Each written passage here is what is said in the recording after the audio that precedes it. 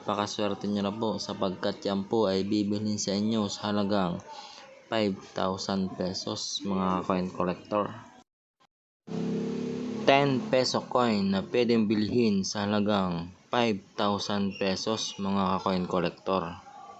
Kung mapapansin nyo po, hawak natin itong dalawang uri ng 10 peso coin. Ang isa po ay 10 peso NGC coin at ang isa naman po ay ang 10 peso BSP series mga coin collector. At meron nga pong isang 10 piso na binibili sa halagang 5,000 pesos.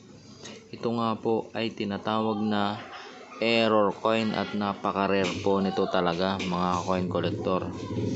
Kung mapapansin nyo po, ganito po ang nangyari mga coin collector. Unawain nyo pong maigi.